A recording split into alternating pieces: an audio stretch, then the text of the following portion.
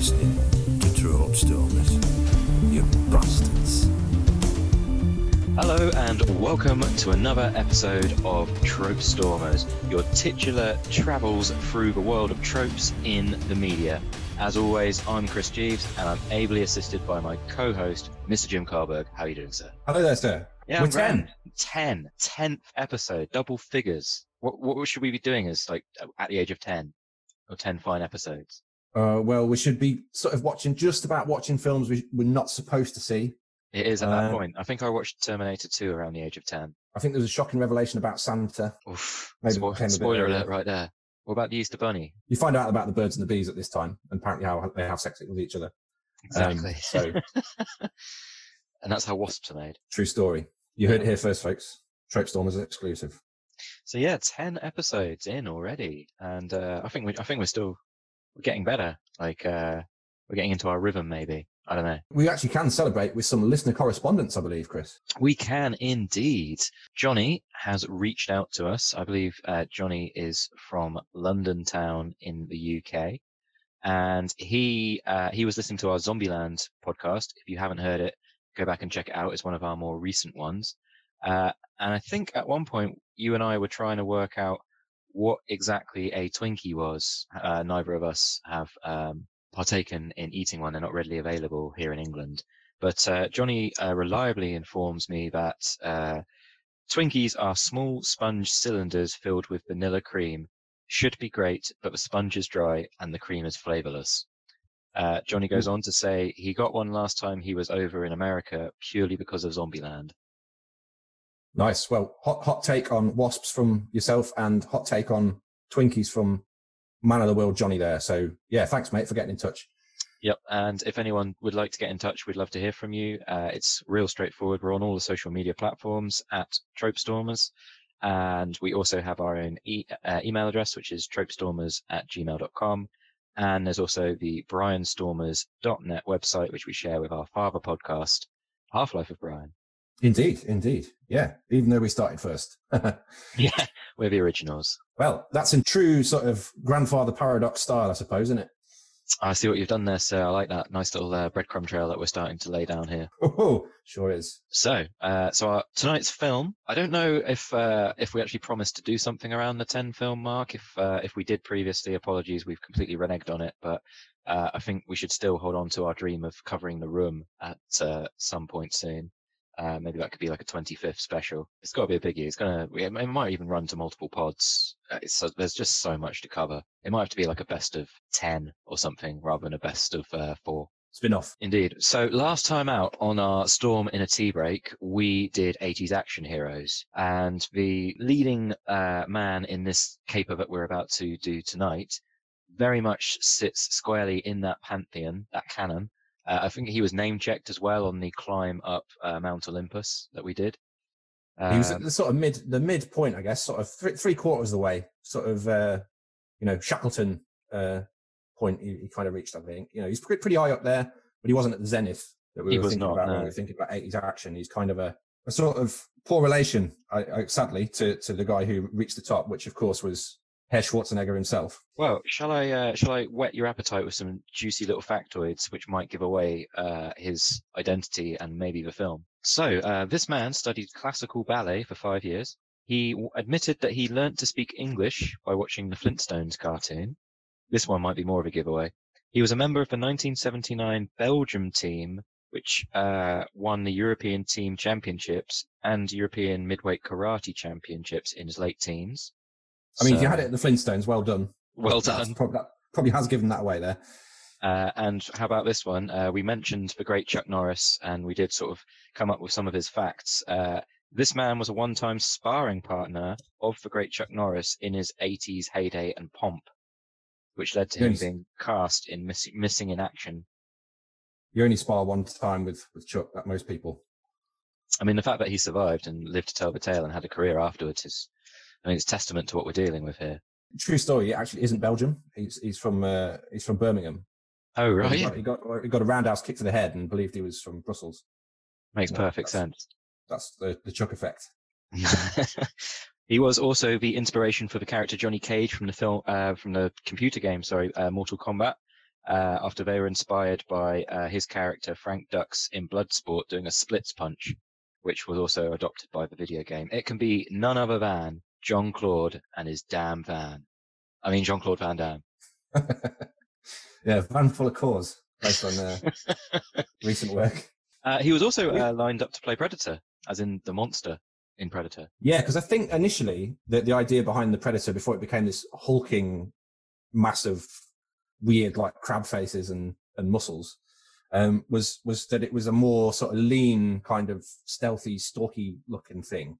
But I mean, we'll put some imagery up, but the concept art for the original and the costume for the original Predator just looked like a greyhound with half a face. Okay, well, that's an image to work with. Would you say then that Predator went on to eclipse that and become quite an iconic alien figure? Well, didn't they call someone, because I think they called someone in who worked with Jim Cameron, or that could be wrong, quite closely, but it was a specialist sort of body horror effects team to come in and create the creature. And they basically had this idea of this with like the kind of Half-Life head crab for a face, and kind of went from there. And then this kind of hunter warrior culture kind of developed from that point on. Fair enough. So yeah, but we digress. So I think we've established it's for Muscles from Brussels, and this might be the high water mark in his career. This film, I think it kind of took a bit of a nosedive after this point, post 1994. He had a bit of a renaissance recently with, well, renaissance is probably a bit strong, but he was in the Expendables. Oh, he's only in the second Expendables.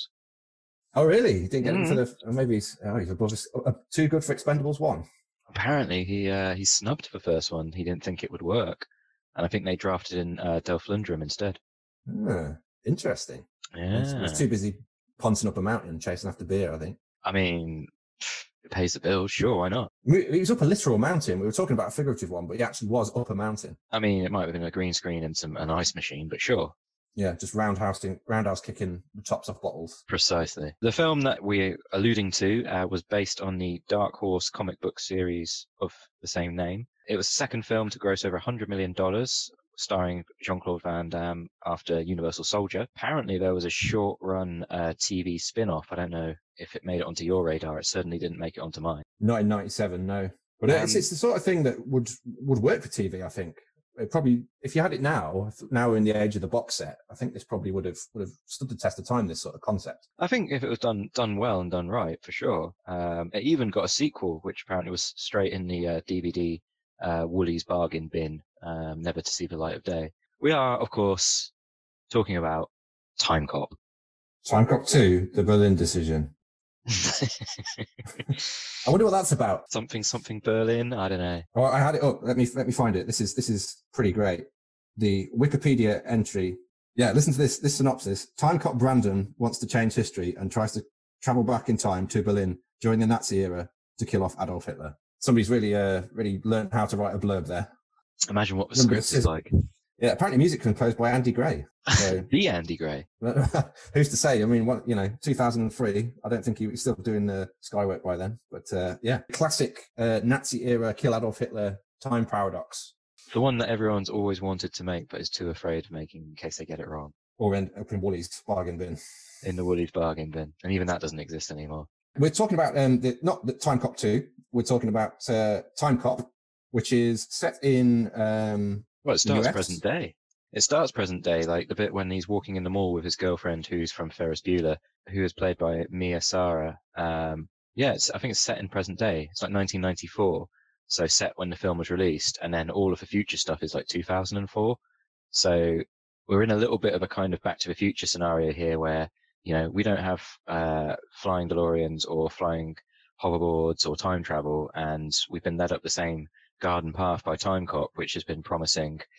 Well, Mullet's kind of came back around that time, but we ain't got no time travel. Yeah, Mullet's not a great showing, is it really? I mean, it depends who you asked. If you're in like trendier parts of Hackney, you can definitely rock a mullet. We're at the 80s now. We're well into 1994, the era of Take That and Britpop. Well, you say that, but I kind of feel like the 90s had a massive 80s hangover, And I think whereas in Britain we shook it off quite quickly, I think it lingered a lot longer in the States. Arnold Schwarzenegger was still a big ticket item, wasn't he? He was big money. Last Action Hero was the year before. Yeah, so you had Last Action Hero, which didn't do brilliantly well critically, but it's a film I like. It came at quite the right time, I think, as to be like a sort of parody of himself, which he's pretty good in my opinion. But yeah, you'd come off the back of the almighty Terminator 2 in 1990, and the decade before, dominated the action movie. So I think you're right. Hangover is a good way of putting it. And you'd had RoboCop, as mentioned, in the Storm in a Tea Break, and you'd also had the success of the 2 Terminator films. I think they were kind of scrabbling about, looking for. Do you think there was like an ad exec somewhere, or like there was like a meeting of like ad execs and A&R guys, and they were like, seriously, Schwarzenegger is so hot right now. I mean, did you see Terminator? Oh my God. Like, we got to do something. We got to find a guy. We need to get our own Schwarzenegger. Get me some muscle-bound, kick-ass guy with a hammy accent, and let's shoehorn him into a movie. And Timecop was so there's like a Venn diagram somewhere with time travel, science fiction, cop, just there. How many circles are in the Venn diagram? I've got more circles. And then there was Is it just a collision of circles? Is that what this is? It's just a clusterfuck of circles. Yeah, it basically spells out Jean-Claude Van Damme in each one. Because they're basically looking for a sort of Poundland version of Arnie, weren't they? With this, that they could try and market. And Kung Fu, that's another circle. They could, put Kung Fu in there. That's the string on his bow, which Arnie didn't have. Arnie can like lift things good. He's not a human Swiss Army knife, put it that way. Because I mean, that sounds like I'm discrediting Jean-Claude Van Damme here, or JVD to his friends, as I say, we call each other, not each other, but I call them. Your story's unraveling before my ears. Yeah, this guy is flexible, man. He can do some serious splits and punch you in the balls and. Yeah, I mean, were they trying to break records for like most splits and most roundhouse kicks in a film in the same way that Hot Shots Part 2 tried to up the kill count? This was just purely like, right, what have we got? What's our USP, people? We've landed this Belgian bloke. What can he do? He's pretty badass at like, oh, hey, come in the room, Jean-Claude, come in the room. Do the roundhouse kick thing, but don't kick him in the face, yeah? Just get as close as you can. Oh my God, that's amazing. We need to put that in the film. Oh, wait. Let me just get these 2 chairs. Here we go. Okay. Jean-Claude, do the splits thing. I kind of feel like that was how the meeting went. Shot for shot. Well, more roundhouse and splits talk later, because it does come up quite a lot. But yeah, he's got that in his locker. I suppose we better talk plot, really, because we've got our Timecop, influenced by RoboCop, Terminator, the Dark Horse comic. As with any time travel media, we've got a time machine. We've got all the staples. We've got a time machine. We've got a series of paradoxes. We've got some things that have to be fixed, right?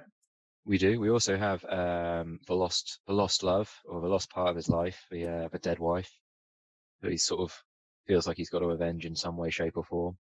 It sort of like shows him as a broken character.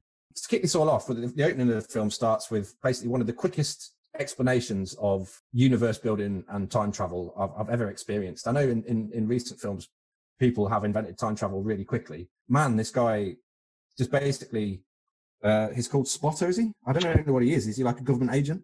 He's not really explained. He's just kind of, I guess he's kind of working for like DARPA or something like that, like Experimental Weapons Division. And they just have this like very brief exposition where they try and throw in as much sort of slightly carefully thought out and scripted time travel explanation stuff to just like, okay, we've got this out the way. Now let's do Timecop. And just sort of launch into it. The way they explain it is you can't go into the future because it hasn't happened yet. So that's being the timeline is malleable. And it's like throwing a stone in a lake and there are ripples, except they're ripples in time. They really did not need to add that last bit, did they? Well, they do, because then it goes really meta, and then when they time travel, it's like ripples in space. Come on, someone was really proud of that. They were like, oh my God, there's so many layers to this. You know, someone patted themselves on the back, a job well done at that point. It is a bit of a film that, without saying too much, it is a bit of a film that probably thinks it's a bit cleverer than it is. Yeah, like someone was probably writing, like in their head was accepting their their Oscar for best screenplay or best adapted screenplay. I need your clothes, your boots, and you to subscribe to the Trope Storming podcast. Do it now! Well, looks like it's time for Chris's first trope. So, for my first trope, I'm going to be picking up on what we discussed in the Storming a Tea Break, which was all about the 80s action hero. So I'm going to be looking at Jean-Claude Van Damme's character, Max Walker, and seeing how he fits in as our sort of lead protagonist and how he measures up in an action hero sense, because he's not an 80s action hero, he's a 90s action hero. So he's matured a little bit. Things are a little bit different in the 90s. Phones don't require backpacks. Was it 1994? The Sony PlayStation has just been released in Japan. You know, things are happening. Wow. So yeah, I would describe him as a badass. He's not a survivor. He's definitely a badass, I'd say. Would you agree? Yeah, there's too much like showboating going on for him to be just like a kind of, you know, just getting by. Because he just there's that bit at the start, isn't there, where he meets with an old time boxer and just takes his head off with a kick, pretty much. Yeah, pretty much. I mean, that whole scene, that was like opening. We said before the tape was rolling, the sort of Confederacy intro and the super fast exposition kind of are a bit of an odd juxtaposed blur. But then you've actually got this pretty cool scene that they let unfold at quite a nice pace, where Max Walker's partner has basically abused the time travel technology to go back in time and make a load of money on the stock exchange before the Wall Street crash of 1929. And I just quite enjoyed that scene. Like it was a fun scene. Like it was one of the better scenes I thought in the movie. It was given sort of time and space to breathe. It didn't feel pressured, and I thought the performances were quite strong. And there was also like a really good action set piece with Jean-Claude Van Damme basically taking apart a whole load of goons. And then when they jump out the window and time travel through midair, I thought that was all pretty cool. And then like how justice was dispensed in a very Judge Dredd style way. I thought that was quite a cool opening.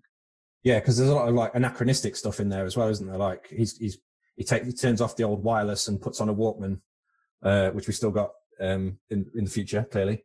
Mm. And then he pulls out this fantasy weapon. There's a lot of good fantasy weapons in this. Yeah, but he's absolutely useless with this weapon. It's like the wrong weapon in the wrong hands. He's butters with his. It's like almost like comedy, like how he manages to miss Van Damme so many times. Yeah, for a fellow Timecop. Yeah, he's definitely in the sort of flat-foot sort of brand of police enforcement compared to Van Damme. He's one too many donuts. Yeah, it comes after some quite cool time travel bits with the Confederacy, like you say, the guy just taking apart a platoon of old Confederate soldiers with twin Uzis.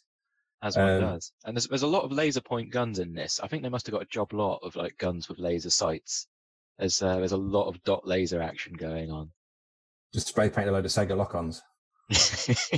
Oh man, we could do a whole thing about Sega lock-ons. My friend had one and I was very envious as a child. Sega lock-on, for those that that reference doesn't really land, here's another reference that might not land very well. Laser Quest or Laser Tag, I think they call it in America. There was like a home version that you could get made by Sega where you got the guns and the headsets and you could run around shooting each other with laser guns.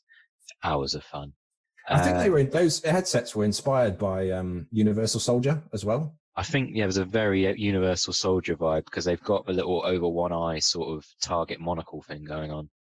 Yeah, like Van Damme himself. Indeed. So yeah, that was just my way of roping us back there to Timecop. Nice. You've been the lighthouse once again. Off I went, rowing in a tangent, and you brought me back to shore, sir. So we've got our badass action hero, and his story arc does sort of mirror a lot of. There is a kind of a final battle face-off later in the film, where he comes up against the big bad, which is played by Ron Silver, who I don't believe is with us anymore. Who plays a corrupt senator who time travels back in time to further his own political ends. With some interesting. It's quite interesting how they do the because they've gone completely the other way in this to Back to the Future, for example, where it's imperative that you do not meet or interact with your past future self. You can basically like go timey-wimey and tour a hole in the space-time continuum. Whereas in this, there's a lot of interaction between past and future selves.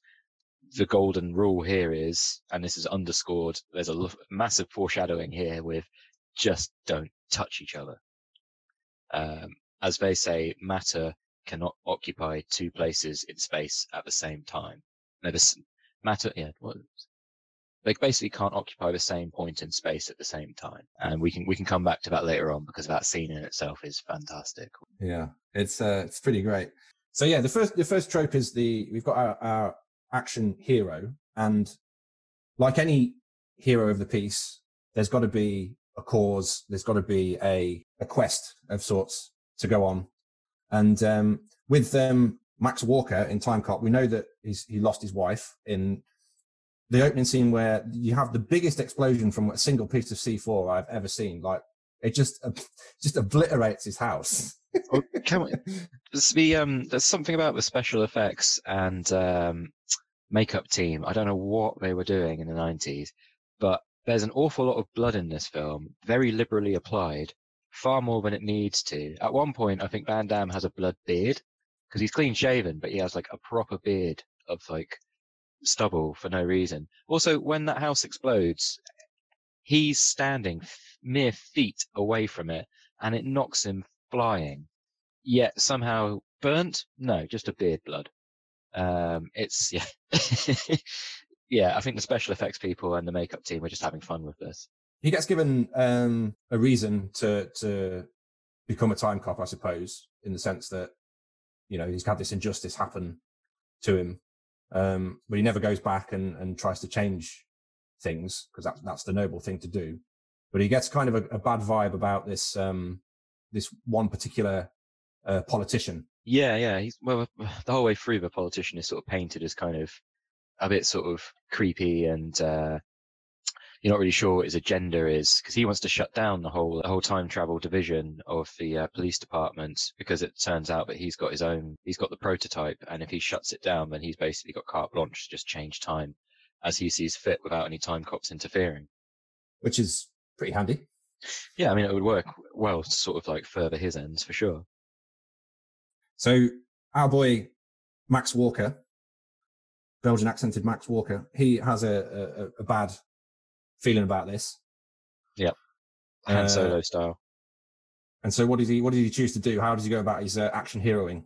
He plays by the rules a lot, this guy. He's not really one to sort of just go about it on his own way. Like, he just gets, because he has his own boss, and his boss sends him on a series of missions, and he kind of just like follows the line. He doesn't really go rogue particularly. I think the most rogue he goes is he goes home one night, drinks a bottle of booze, badly mimes along with some homemade videos, and then somehow outrageously fights off some kung fu masters in his boxer shorts with a hangover. Yeah, there's like knife fights, weren't there? And they were quite interesting. There's a lot of the fight scenes in this. For saying he's like quite a competent martial artist, I think a lot of the editing kind of takes a lot of kind of the skill out of the fights of these, because there were points. I mean, admittedly, I was watching it on a fairly dodgy source. Some of the fight choreography, you kind of lose place of where the knives are, where the arms are, where the and then you just a roundhouse kick will come out of nowhere, and that's the end of that. It goes a bit Michael Bay. You sort of lose the thread of what the action's doing. I get the feeling like Jackie Chan would be having kittens. He wouldn't be happy. Yeah, no, that knife fight scene when he's in his boxers is, I think it's the guy who he's fighting clearly has the upper hand at one point, yet still continues to just attack in the same way that makes it really easy to defend against. There's like no sort of variety to the attack. There's kind of a weird sort of simmering tension between Jean-Claude Van Damme and Senator McComb, but it's not massively sort of explained. It's just, you feel like Van Damme has a bad feeling about him, and they sort of exchange a few sort of spiked words. And I think it just boils down to him, Jean-Claude Van Damme, being quite headstrong and believing in the TEC, who he works for, as the time cops and the police of time, and what's this senator guy coming in, who everyone's kissing his ass because, he might be the president or whatever, in the future, and they've got to sort of pay deference to him. And this guy's kind of trying to swing his weight around and shut them down. He is implicated by Atwood's confession, who was the rogue cop in Wall Street, who was trying to make money for his presidential campaign. So very early on, we know what the motivations of the villain of the piece is, who we'll come on to in a little while. But he can't prove it because, as he says, his evidence is gone because they have Jean-Claude Van Damme, Max Walker, and the senator kind of exchange heated words, don't they? But Van Damme says, my evidence just died or whatever, because his partner immediately got found guilty by the Justice Division, the Court of Three, and he was trying to get him to speak up, wasn't he? He was like saying, say something. And the guy was like, I'm not going to say anything. And he's like, goodbye, sort of thing. And then he gets executed, falling through the sky. So how does our action hero fit the archetype then? What does he do? What does he look like? What does he? Well, in terms of the archetype, let's play a nice little tick box exercise for you here. Is he male? Tick. Almost always American. Oh, here we go. See, now we're into Vianney territory again, where they've basically gone exotic. And Belgium was part of the same landmass as Austria, so pretty much the same. They kind of sound sort of similar in a sort of Germanic, Flemish, English kind of hybrid kind of a way. Haircut-wise, he's gone big mullet, so he's definitely in the Rigsy camp here, I feel. He's not in the he's sort bulletproof, not mullet-proof. Oh, I like that. Yes, sir. I think that could be the that could be the, as we usually say at the end there. He does have the perma stubble that you could probably light a match on. He's a police officer. He's an elite martial artist. He will fight dirty because he will punch someone in the balls whilst doing the splits. Max Walker is a pretty basic name. He has a dead girlfriend, dead wife, should I even say, who was pregnant, just to sort of compound it further. And he does use a variety of incredible one-liners. And he drives, well, I wouldn't say a cool car. I'd say, what did you describe it as?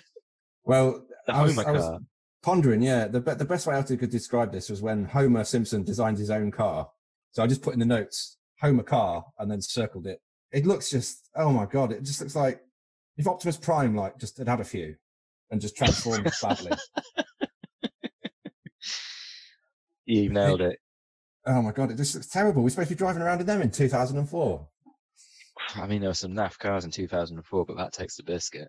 We won't obviously score him as an action hero trope just yet, but I feel a strong case. But any action hero is not worth their salt without having some sort of a nemesis to work against. The yin and the yang, something that completes them. It's time for Jim's first trope. Yeah, so my first trope is the villain. We've got the card carrying villain of the piece, who is it quite an interesting one, is it? Because I think he's one of the better elements of the film, really. One of the stronger actors. Yeah, he's good. He's quite snarky, sassy. But he goes on a bit of a journey because he doesn't start that way, or at least his past self isn't portrayed that way. And as you were saying before we got the tape rolling, his future self, when he confronts himself, is quite mean. He's mean to himself. Yeah, he's like, do me a fucking favor, lay off the candy bars and things like that. Just really, really, really horrible because I think his past self has all these ambitions still, but you've got this nice contrast between his future sort of jaded, cynical self who has all the knowledge of the future and just comes back to get the job done. And then this sort of rabbit in the headlights type character who's not quite as cynical and jaded and evil perhaps as his future self is. But yeah, he's basically part of this kind of conspiracy, this time conspiracy that he manufactures for himself, to become the president of the United States. So imagine that, Chris, a psychopathic president of the United States. if you will. I don't know if such a thing could exist. I mean, the mind boggles. No one ever get to top office with that sort of personality trait. Surely. No, it's not. I can only suspend my disbelief so far. We've got this this villain played by Ron Silver in Senator, soon to be president, we're led to believe, or presidential candidate Macomb. Mm-hmm. I assume at this point he's talking about being ahead in points in the polls and things like that. I assume he's campaigning. Yeah, and campaigning is notoriously expensive, which I think is why he's kind of just playing the stock market in the past to sort of line his pockets to sort of go sort of hell for leather on a presidential campaign and then keep himself there. Yeah, so he actually does what, in contrast to About Time, for instance, what most people would probably threaten to do. He dreamed big, didn't he? Yeah. And he didn't just chase a girl in the dark. And he also says the same about his past self. You need you need to get more ambitious, and you get more ruthless. So I think there's that interplay is really quite interesting between them. And as a villain, the way he just sort of treats people around him, like at one point, even when he's being fairly civil to his secretary, she's like, "Have you ever seen the inside of the president's car?" And then he's like, says something under his breath, like, I'll take a picture. He's just constantly griefing people and sassing them. And he's got some quite good interplay between Van Damme himself, I think. And I think the film's a lot stronger, actually, for having him as a villain, because Van Damme really, he's fairly one note, isn't he? He's quite wooden. He doesn't have an awful lot of range. He hasn't got great acting chops. But Ron Silver, he did put in a good performance. We've not, the greatest of scripts, as we said previously. But no, he steals the scenes that he's in. Like, you are sort of drawn to him, and we do sort of, for want of a better way, it's kind of like you're booing and hissing him. You kind of, I really hope he gets his comeuppance, sort of thing. Like, he plays villain well. I mean, a key to a villain, because we've talked about villains in the past, but I think one key thing for a successful villain is to have a convincing to be British. Yeah, that's actually, screw this. He's failed on that count. Or even give it a good go with a Dick Van Dyke-esque accent. Yeah, at least twiddle your tash. He has got a little bit of facial hair. You could at least just do a little bit of a sort of Terry Thomas style twiddle of that. I think one key thing is like the motivations. He wants to become president. He believes he can shape the country. He even talks about, making the top 10% richer in the country. So he talks about his kind of hopes and dreams. So there's actually a motive behind the evil things that he does, because he's just talking about blowing people away nonchalantly. I don't know what the difficulty is. You just point the trigger, and they're gone. He's kind of like Reaganism and neoliberalism on steroids, when he's talking about basically just like pushing the capitalist agenda to sort of, because yeah, you're right. He says he likes make the top 10% richer, and then everyone else can basically just go to Mexico. I think those are his exact words: wall or no wall. Yeah, America. There's a party in it called America for Americans as well, I think. So I don't know. Maybe Timecop's ahead of its time. maybe it's actually like a warning from the past. Oh, I like that. Yeah. So I think as a villain, he's got a reason for his evil actions. What he actually does in terms of a plan. He's got lots of henchmen as well to help him carry out this plan. And henchmen they are, aren't they? Yeah, it's just seeming you've got like this army of endless disposable goons. There's kind of two that are sort of mainstays, like the Bebop and Rocksteady of the piece. One of which I don't even know if he has any dialogue. He's just big and sort of ugly, and he's kind of like the Hound in stature and appearance, but uglier and more like a 90s wrestler. Yeah, he's the dragon, isn't he? He's the dragon of the piece to Macomb's big bad. The attack dog. And he just does look like something out of WWE. You said he was like Kane without the mask on. Oh my God, it's the big red machine. Yeah, time traveling Kane. I'd pay a good $1 for that. I'd buy that for $1. Yeah, so he fits the bill. He's got menace, he's got henchmen, He's got the right motivations. He doesn't really have any sort of redeeming qualities to him at the same time. So even though he's got this interesting idea of being quite one note evil, but quite rounded in his backstory and the reasons for his sort of evilness. And I think the way he interacts with his past self to try and promote those ideas is really quite interesting, actually. But then could you say, in his mind, he does have sort of a good justification for what he's doing? Because he's a politician, so he's obviously a Democrat or a Republican, probably more of a Democrat. Or which one's the one Trump is? I always get this wrong. He's a Republican. Okay, this guy might be a bit more Republican then. But yeah, I kind of get a feeling that he's probably got sort of political leanings ideologically that sort of justify. I mean, he's pretty card carrying, even if he's on the wrong passport. I like that. We'll take that going forward. Well, how about that? That's Chris's second trope. Thank you for listening. Now, in time travel movies, quite a lot of attention is either often played to the science and the method, the vehicle of the time travel itself, or it's kind of just like glossed over. I mean, I'm thinking here, you've got your TARDIS, time and relative dimensions in space, a police box, a DeLorean. What else have we got? A hot tub. You've got the Bill and Ted. A phone box, another phone box. So phone box is doing pretty well out of this so far. You've got like a homemade sun thing in Primer in like a storage facility. That's a very lo-fi version. In Terminator, it's not really explored. They just sort of appear in like this big ball of static electricity and take a big lump out of the ground. Yeah, I think that's I think I'm more on board with there not being necessarily a vehicle so much. I think the vehicle, I don't know. I mean, it works in a lot of these, like it's an eccentricity of like Doc Brown in Back to the Future, for example. It's an eccentricity of the Doctor and forms part of the backstory because the TARDIS is damaged, so it doesn't blend in with its surroundings like it should. And in Bill and Ted, who cares? It's Bill and Ted. And Hot Tub Time Machine, it's outrageously silly because that's part of the movie. The movie is a very flippant, tongue-in-cheek, aware piss take parody of time travel. And yeah, bring up Bernard's watch. Yeah, well, I mean that's just a watch. I mean that is almost perfect for Captain Mundane himself, Bernard. Bernard, the basic bitch with no imagination. You can tell I'm not his biggest fan. So he just gets a watch. Lame old Bernard. We've got competition for the last as we always say, the sign off. There might have to just be like a slew of them.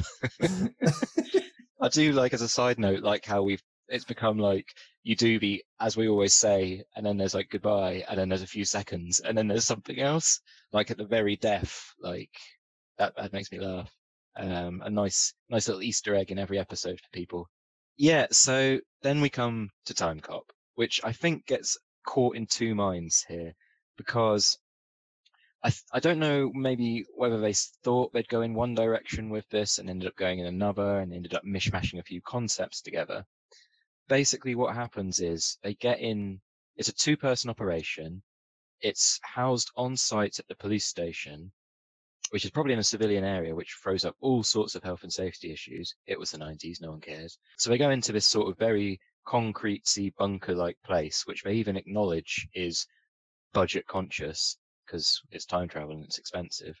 And they get on what is like the world's shortest drag run with a rocket-propelled little sort of fighter jet type thing, but they basically very slowly accelerate with lots of fire towards a block of concrete and what looks like a giant magnet. It's like a big keyhole, isn't it? That's weird. Oh, maybe it's the key through the lock of time. Maybe we're just post-rationalizing and crediting them with things they never really thought of. That was definitely on the pitch for what the time machine should look like. Oh man, in that same like execs thing when they've got like the flip chart out and they're just drawing things and just it's panicking. On the Venn diagram. Oh, the clusterfuck. So yeah, before it hits the concrete wall, it basically seems to go through like, I don't know, time stretches visually, and it looks like a ripple like they alluded to previously, like a puddle with ripples, concentric circles emanating outwardly, and then they disappear. Where they go through like a Snapchat filter. Nice. You're using references that our younger audience will get. That's the key demographic that we're targeting on this podcast. Yeah, I use ChatSnap. Okay, moving swiftly on. The problem, what's really problematic is when they come out the other side in the past where the people are ejected from the puddle, but the vehicle, the weird fighter craft thing that they were in, it's disappeared. No explanation is given as to where it's gone. And even more confusingly, when they re-enter the future, somehow they're back in the craft. How anyone gets all of us to marry up? I mean, why not just bin off the craft or have the craft come back in time with them? It doesn't really make sense. Because they can seem to transport themselves through time. I mean, McComb goes through, he doesn't use it to go through time, seemingly. I don't know how he gets through. He seems to just use the little box thing that they used to go back. Well, he has, yeah, because he has like the prototype, and that's how he's been able to travel through time undetected. But not much more is sort of said about that. And you're right, they do have like a little Ziggy type thing that kind of gets them back to where they need to be in the future. One thing I also thought was they make no attempt whatsoever to blend in with their surroundings when they go back in time. They go back to 1920s New York, and he's dressed in like he's from the 80s, but you'd stick out like a sore thumb. Like there's no attempt made to blend in. Like it's another level. Time Enforcement Commission on his jacket wherever he goes. Yeah, like that's gonna like hold some weight in 1920s New York. I looked this up. What the TEC also stands for. You've got the Traffic Engineering Control and Teens Encounter Christ. Nice. Christian youth group in Texas, I think. Great, and then an offshoot would be the Trade Union Council, I suppose. Oh, it's TUC, isn't it? It's been a long day when you can't spell TUC. Exactly. So yeah, I mean, space-time travel wise, we've sort of touched on that matter can't occupy itself in two places at the same time. We've got the temporal paradoxes and the butterfly effect. Part of the story arc is that going back in time to set wrong or right. And the timeline is malleable, so you can go back in time and change things that affect the future.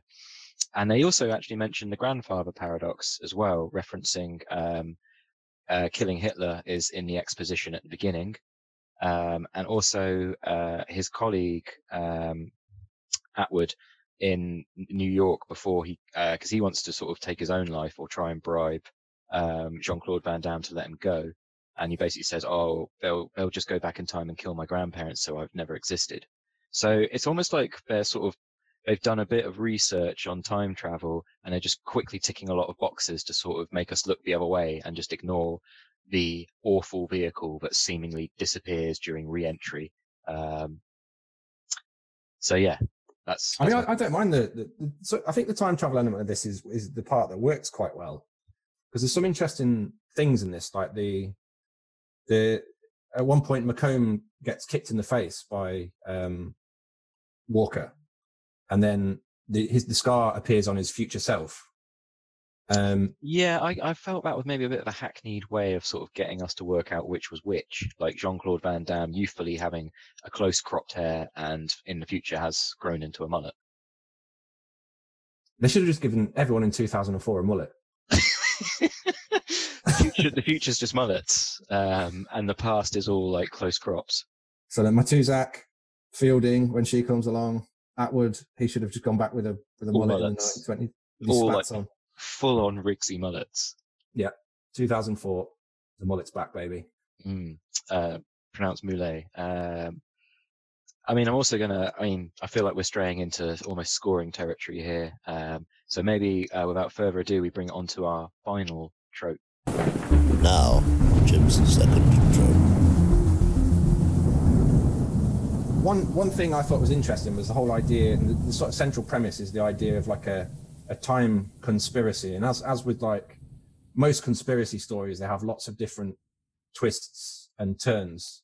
So we haven't spoken about one particular set of characters yet. There's two secondary characters. There's a weird sort of pervy, techie weirdo who kind of like runs the tech for the time travel. So the first thing we see of him is him just like perving at some VR porn. Imagine that, Chris. Yeah, imagine that. You say about like there's sort of like a backstory that happened to me. That did not happen to me in the workplace. It's like to underline what I do on my own time. That's okay. I'll keep that in the edit. That disclaimer. That doesn't sound incriminating or defensive in the slightest, does it? I'll just put it somewhere more incriminating. Fantastic. Like I never had a mullet in 2004. It was not a mullet. It was a mulet. Mulet. A mulet in 2004. Awesome. So on trend. Yeah, so we've got two other characters. We've got Matuzak and we've got Fielding, who plays the sort of she's one of the few female characters in the film. You've got the wife character of Melissa, obviously, but you've also got Fielding, who turns up after the assassination attempt on Walker, and she's quickly established as wanting to she's from internal affairs, so she's kind of anti-corruption. She's presented as this character who's on Max's side. And then we've also got Matuzak, who's the head of the agency or the bureau, and he wears a waistcoat. Yeah, did you get a bit of the boss in Blade Runner vibe from Matuzak? Like whenever they shot the scenes in the police station, I got a very sort of Blade Runner vibe. Yeah, they're definitely trying to evoke a lot of sort of things they'd seen. The Judge Dredd call was a good one earlier. Like the fonts were all very kind of Mega City 1 and Judge Dredd. And I think you're right. Yeah, they've kind of taken that sort of, there's a slight sort of noir element to it that they want to kind of evoke, I think, especially when you're in the offices. They've kind of quite successfully blended that kind of like post-80s fashions with what's going on with the kind of noir elements that they want to kind of incorporate. And I think that's partly why they choose the kind of 1920s scene as well. So yeah, but he is presented as the best friend. They're always talking about how he's eaten his, how do I phrase this? Eaten his wife's goulash 100 times. Careful. Yeah, family podcast. So yeah, you get this idea that there's an existing relationship, and there's quite an interesting bit where he comes back through time, and because of events he's changed in the past, the people at the bureau don't actually remember who he is, and he just has to he has to try and establish like trust quite quickly. So you kind of led to believe that there's more than meets the eye with a lot of these characters, and I think for a long time you're led to think that Matuzak's going to be part of this time conspiracy, because you're told that half the agency are in on. They're on the take. So you've got these two characters, and you've established this kind of girl next door sort of rookie anti-corruption cop plus the head of the agency. And I think now I'm sounding it out. It sounds obvious what the twist is, but in the film itself, I feel it's actually quite well done. It comes out of left field. I mean, I hadn't seen this film. Full disclosure, I had not seen this film before. It's not part of the canon of my youth. But yeah, no, that did take me by surprise. I didn't expect that.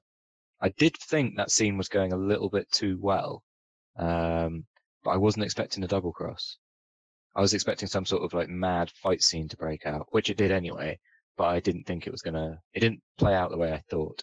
Yeah, so there's a double cross element with it, where Fielding, who is this sweet, she has a bit of a backstory about when she was 16, it's going to be her 16th birthday soon. And I kind of liked actually how they kind of dropped out of the sky into a pool. Yeah, I thought that was like when we talked about time travel on the Storming the Tea Break, I thought that was maybe quite a nice way of doing you travel back into another point in time, but everything's not going to be exactly where it was. So hence they sort of fell out of the sky into a massive lake of water rather than on the ground where they'd left, because the Earth is occupying a different point in space-time. And I'm sorry if anyone's got cross-eyed and had a nosebleed. Yeah, he soaks his mullet and has to crack out the old time GPS, which tells him where Ziggy he needs to be. So yeah, and then they head towards this the place where the prototype's invented, right? Or the cold storage. Well, it's the computer company manufacturer, because they make the CPUs, because Senator McComb previously was in partnership, I think, with a guy who was like the tech whiz, and he was kind of the marketing savvy, and he went back in time to write what he perceived to be as a misstep in his career, where he signed away his share in the company, but then went on to make billions of dollars. So this was like an easy play for him to make a load of money to help his future presidential ambitions. So he contacts his past self, and then tells him to be at this point to collect this information that comes from the future, so he can play the stock market and fund his presidential ambitions in the future. And then the two time cops turn up. There's a double cross that takes place. And I'm not quite sure 100% how Walker survives that entirely. What, that scene? Yeah, he kind of just sneaks off a little bit. I mean, what are you talking about? Not only does he use a forklift truck to make the world's slowest getaway, he chooses to hide behind barrels of what turn out to be incredibly flammable liquid during a firefight. Oh yeah, video game style barrels. Yep, I think there might be a cheeky splits in the mix as well, obviously, and he unleashes some rather choice roundhouse kicks. And I mean, we alluded to it before, where it kind of like nods to Terminator. The liquid nitrogen freezing arm scene is purely out of the T2 playbook there, but done badly. There's an interesting bit where he says, he drops a catchphrase there, like a kind of James Bond style quip. But he kind of does it to McComb instead, saying, I should have said freeze, as if he's trying to like kind of hang a lantern on the ridiculousness of the catchphrases and quips, kind of like a bit post 80s. So yeah, it results in a pretty violent fight scene. And then there's just this kind of anarchy that kind of reigns because Walker's been double crossed. And then Fielding is then double crossed by McComb because he's just a card carrying bastard. So she gets shot. She ends up in the hospital later, and McComb's successfully given the information to his former self on how to play the future stock markets. So you've got this time conspiracy going on from the 1920s or sooner, potentially, all the way through to 2004.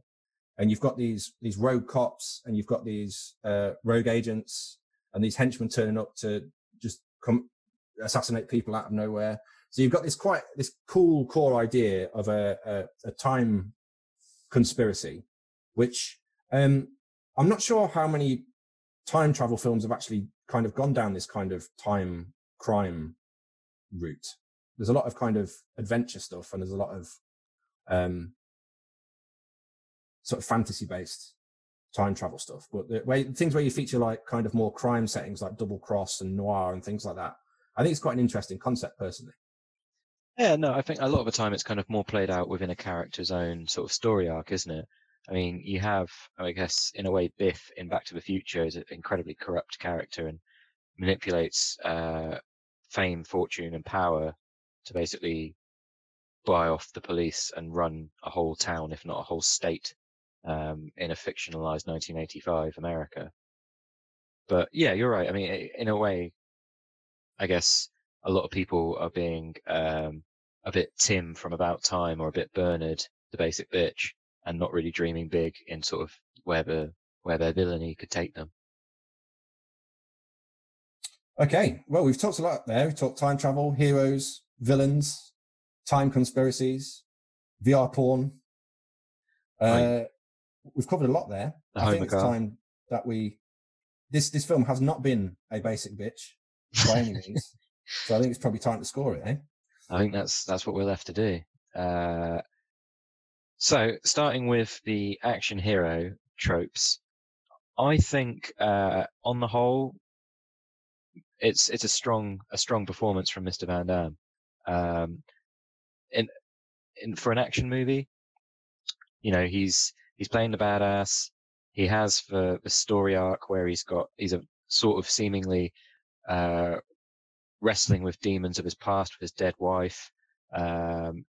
He's facing off against the big bads, which it builds up to. He's a one-man walking army, and if nothing else, visually and in terms of his personality type and character, he kind of ticks all the boxes, really.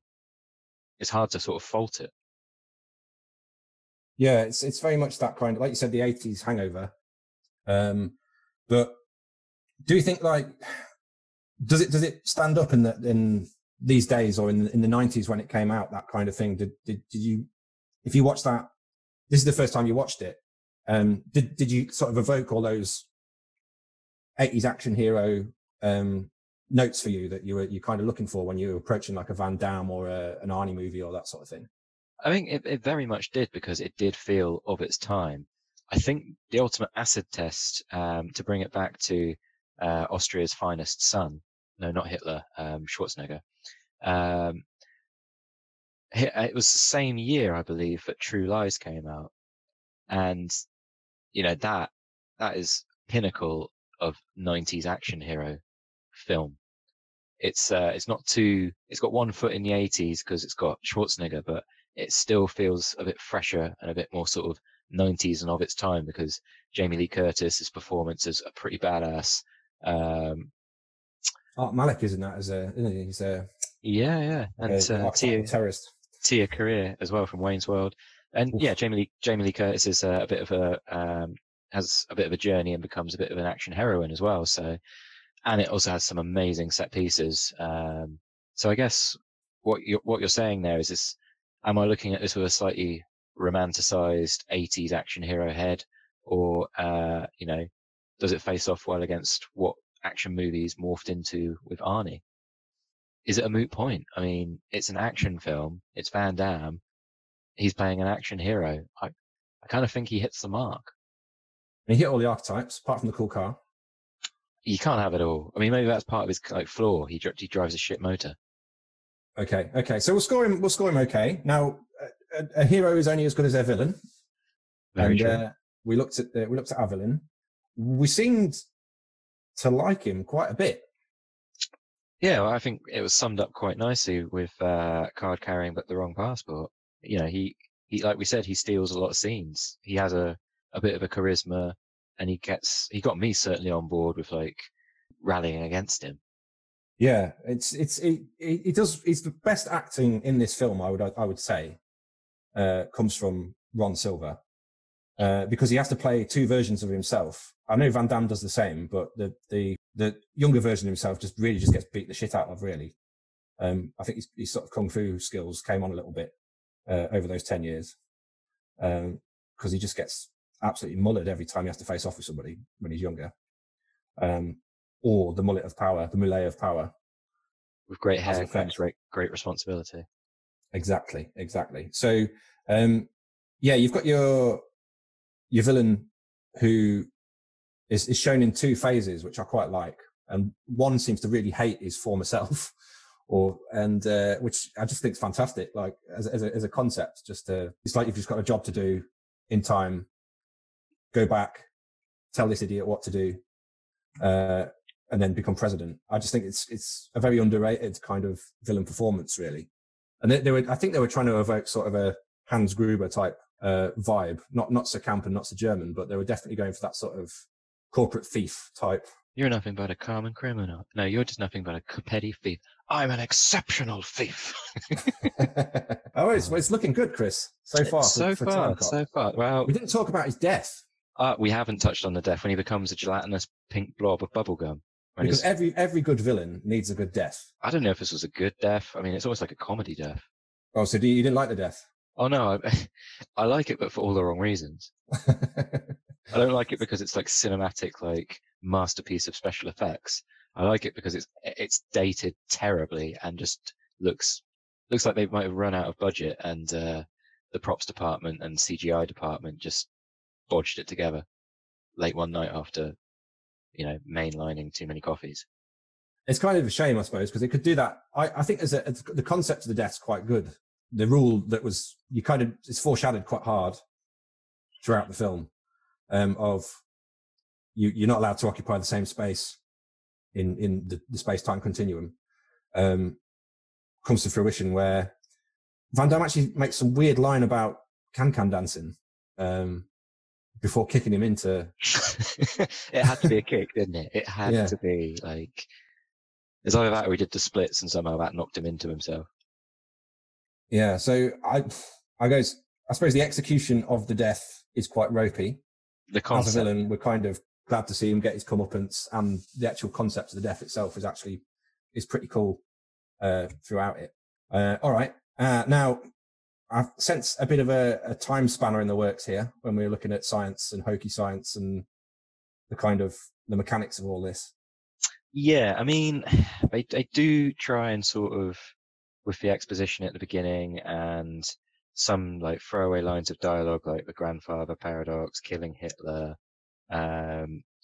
the story arc of going back to put right what was made wrong, the sort of butterfly effect. I mean, a lot of this stuff is very kind of time travel 101. They haven't sort of completely brushed over it in a sort of timey-wimey Doctor Who sense, but again, they haven't sort of like nailed it head on. It's kind of like they're in a halfway house where it's kind of, you feel like you should either invest one way or the other. And with that awful sort of technology for the traveling back in time and the disappearance of the weird white shuttle thing, yeah, it leaves me a bit flat. And if you need any more convincing, there's even the pushing of the big red button to make the time machine work, which I think, should be a death knell for anything. Big dead horse, red button. Big dead red horse button. All right, so that's it's not looking good for the science of it, even with the foreshadowed death. Yeah, and I'm going to throw in the Homer car because that's a piece of technology as well. So. Oh God, yeah, that's it. Kill it with fire. So yeah, that's 2-1. So on to your final trope, good sir. Yes, I suppose it's the idea of the double cross time conspiracy. I think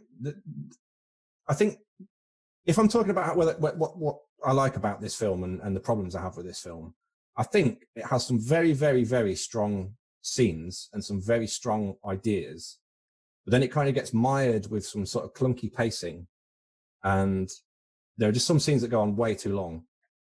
Because it could be much shorter, this film. It sags, doesn't it? It sags in the middle. And I think that sagging kind of made my sort of attention wander a little bit. From what I thought was a fairly strong opening, an interesting premise. But yeah, by the time of the final sort of scene, I was kind of done with it, I'm not going to lie. I wasn't super invested. Yeah, because I mean, up until that, it gets interesting again, kind of around the sort of the double cross, which is what I kind of mentioned along with is kind of like the focal point of the whole conspiracy. That layers and layers of trickery and politics stemming across the decades. So I don't know.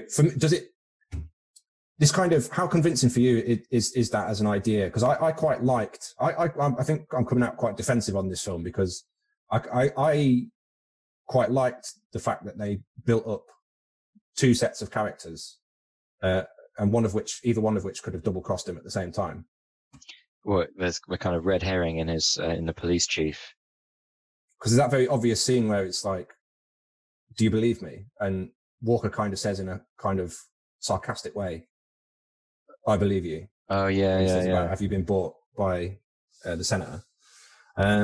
So yeah, for me, I kind of, that whole thing where it starts off with that scene with the Confederacy, you kind of get the idea that people are doing this throughout time. Then it goes to the 20s and you see the part of the conspiracy in the 20s.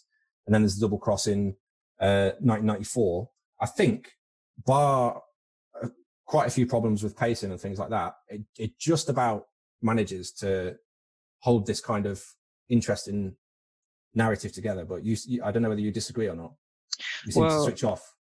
I mean, I did. But then also that whole opening scene with the Confederacy stuff, and the the guy with the Uzi stealing the bullion, that turns out to be used by some German terrorists to buy arms, I think, from the Middle East. And they get rumbled because the gold bullion is stamped from 1929 or whatever. And that's something that's not really explored that's quite interesting is, how, I think you touched on it, how come other people, because they were really worried, the Americans, that other people were going to develop this technology or steal the technology. And then it seems that other people have got the technology. So who's policing other countries' time? Are there time cops there? Are there time cops? Is Van Damme's TUC team policing the world in a sort of Team America kind of way? And then wouldn't that open a can of worms with whatever changes the Germans were making to do in the past would have the butterfly ripple effect on whatever was going on in the Americans as well. So it's almost like a thread that's kind of like very quickly, it opens for film and then is brushed under the carpet very quickly and never really thought about again. So you think there's too many holes in it for it to be like a strong? I think there's good ideas and there's good elements and there's good bits. I just don't know if it sort of hangs together that well. And for a lot of people, that's not really that important because it knows what it is. It's not Inception. It's not like making, it's not Interstellar. It's not making high-minded treatise on time travel and philosophical dilemmas and what it is to be human or things like that. It's a rip-roaring action film starring Belgium's finest. So I guess it's kind of what you want to take from it or what your expectations are. Kevin De Bruyne. Yeah, exactly. Okay, fair enough. Well, yeah, I guess we need a. Do you know what this falls on? I was going to pull out an auxiliary trope, but then the shit technology and the shit car really wound me up. Are you reneging on the final scene of the film? He goes back to his house, and for some reason he can't remember he's had a family. Oh my God, how have we not touched on this? Oh my God, this could be a trope all in of itself. Yeah, because he comes home and he's basically got like a 6-7-year-old child who he has like no idea who this kid is. So it's not like the magical osmosis catch up of About Time where they just seem to know or don't know like what they've changed in the past. He's now landed with a wife who's pregnant with their second kid and he doesn't even know what this little boy's name is. Like he doesn't know it. The kid like runs up to him and he like picks him up. He's like, "Mom says we're gonna make hot dogs on the barbecue." Like, hey, okay. Dad. Hey, you. Hey, son. Barbecue. Like, how fucked up is that? He's basically, oh God, I'm not gonna lie. Max Walker's character doesn't instill me with the confidence that he's gonna be able to blag the 5 years he's not aware of that child's existence and convincingly blag his way through. Well, it seems that scene with the shite car out the front. It's all about the shite car. Has landed poor old Timecop with a Dystropia. Oh, ouch. I really thought we were heading... Snatched defeat from the jaws of victory. I thought we were heading for a draw and an auxiliary trope there. I really did. That final scene with that shit car. Oh, I mean, folks, watch the ending, and it zooms out, pans out of this beautiful townhouse, and then that's just there. keep zooming, keep zooming. Pan away. Yeah, it's almost unforgivable, the Homer car. It's but ugly. I hope that's in a museum somewhere. Maybe it was the inspiration for the Homer car. I mean, that would be something. But that's Trope Storming, folks. Quite honestly, we don't know how this is going to pan out until we've done it. So you win some, you lose some. And unfortunately, Jean-Claude's Van Damme, Van, one of those was the right way around. There's too much time travel talk off on Crusade. His damn car. Jean-Claude's damn car. His motor. Yeah. It's let him down. There you go. It's not because he's not a great action hero. Oh, no. He cleaned up on the action hero trope there. And he's got a fairly extensive back catalogue of action hero roles, including with Dolph Lundgren in Universal Soldier and aforementioned tree kicking down in Kickboxer. So salute you for that, sir. Indeed. Fine 80s, 90s action work there. He's earned being put out to pasture drinking his weight in Coors. Yeah, enjoy. Have one on us. Okay, so yeah, that's Trope Stormers. That was 10, number 10. Shame we had to end it on a dystropia, but down the break sometimes. I'm sure it will yield different results on our next anniversary, or potentially not. You never know. You just don't know. Obviously, dear listener, if you think we're wrong, please let us know your thoughts. Our scoring system is wholly unscientific and subjective. You can let us know. There's grounds for appeal this week, I think. Make a case. You're probably wrong, but you feel free to make the case. But yes, as we said at the top of the show, you can get in touch with us on the social medias. We are at Trope Stormers across Facebook, Instagram, and on Twitter. You can write to us at tropestormers@gmail.com, and we're also on the Tinterweb with the brianstormers.net website, which we share with our father podcast, The Half-Life of Brian. Excellent stuff. Fine work there, sir. Right then, well, that leaves us with just enough time to say, as we always say here on Trope Stormers, Bernard the basic bitch. Bye-bye for now. Take care. Goodbye.